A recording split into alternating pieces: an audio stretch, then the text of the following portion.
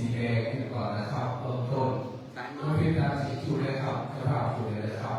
ว่าชื่อเราเป็นเทียนมงคลครับพวกเรามีชื่อทั้งหมดนะครับแต่เราไม่ได้เรียงการนั้นจุดเลยครับจุดเลยครับไม่เป็นไรนะครับสีแดงอธิษฐานได้เลยนะครับน้องจุดในปก จุดข้าเลยนะครับได้เลย ปุณโภสัพพัญโย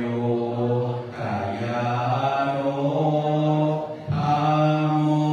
โลกุตโรวาโรสังโฆมังคะภะลาโทสา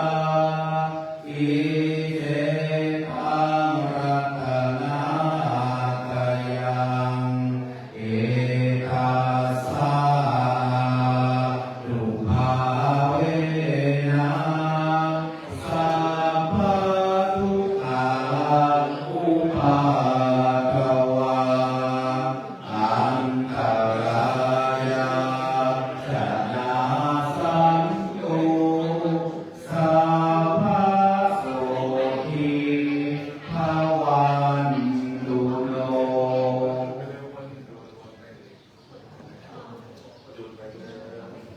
จุดคงเลยนะครับการสมาจุดให้ครบทั้ง9วันเลยเนาะตามในเราที่ชื่อเจ้าภาพเริ่มจุดให้ครบเลยเราถือว่าเราเป็นเจ้าภาพร่วมกันทั้งหมด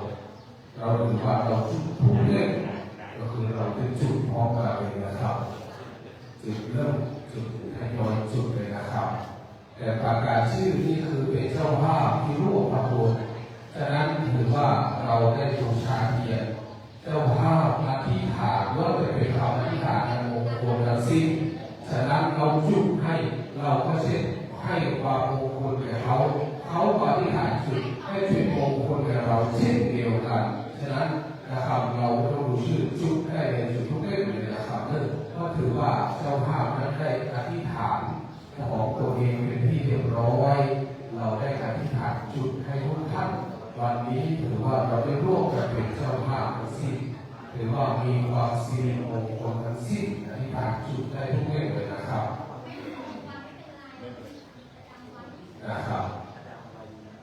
จุดเลยนะครับ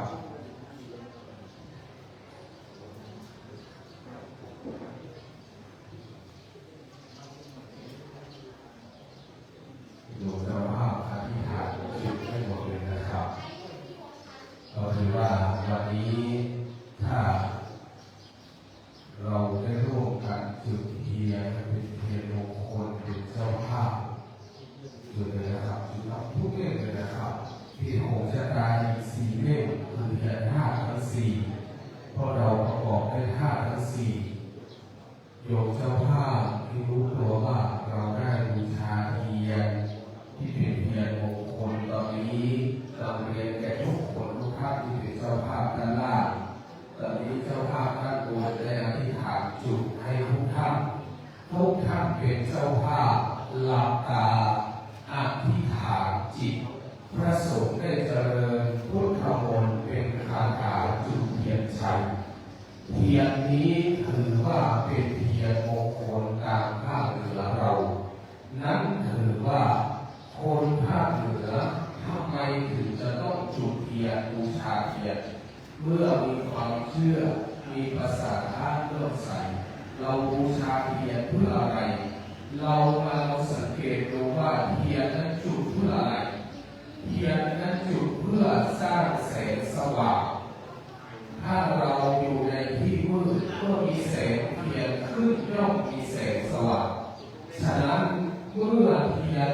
เราจึงบูชาเทียนเพื่อให้เกิดแสงสว่างแสงมงคลฉะนั้นทุกท่านที่เป็นเจ้าภาพเทียนอธิษฐาน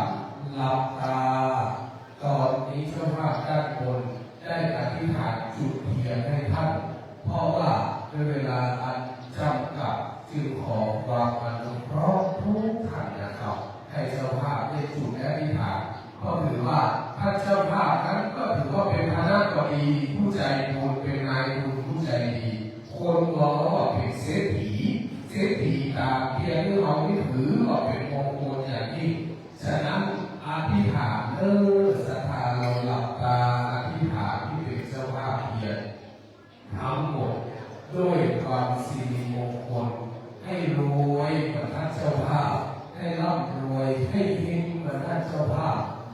เป็นเศรษฐีผู้มีบุญมีทรัพย์มีปัจจัยของท่านเจ้าภาพนี่แหละถือว่าเป็นมงคลอย่างยิ่งแล้ว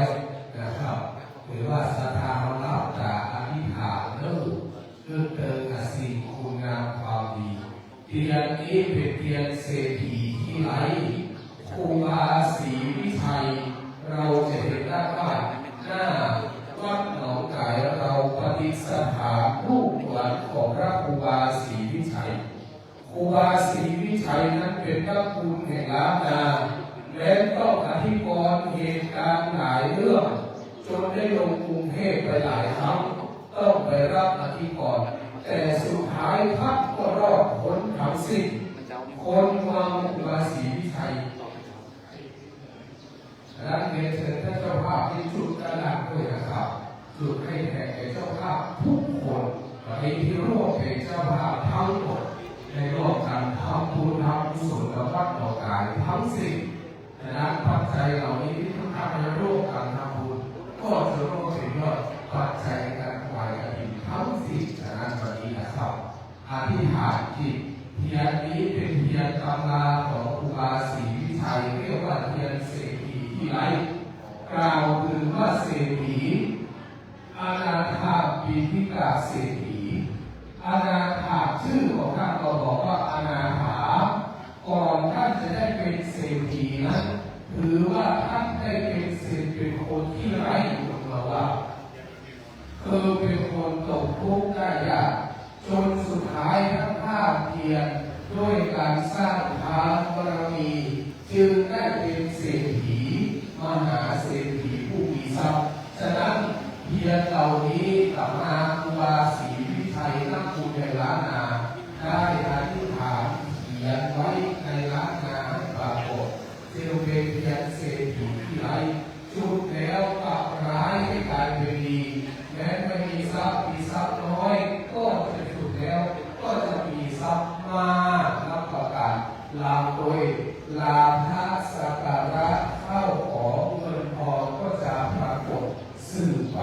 ฉะนั้นวันนี้เราก็จะเป็นเจ้าภาพได้อธิษฐานบูชาเทียนต่อหน้าองค์หลวงพ่อใหญ่เป็นประธานที่ดีด้วยเดชะบารมีขององค์หลวงพ่อใหญ่ชัยมงคลก็จะอำนวยอวยชัยให้ทุกท่านมีแต่ชัยชนะมีแต่ความมงคลเราสาธุการอธิษฐานจิตพร้อมกันนะครับสาธุสาธุสาธุเป็นมงคลแบบนี้และเด็กเชิญชุดด้านล่างด้วยนะครับชุดให้ทั้งหมดเลยนะครับเราจะแต่ชอบเวลาขอความอนุเคราะห์ทุกคนทุกท่านได้ครับถือว่าเป็นสภาพร่วมกันในการบูชาเทียน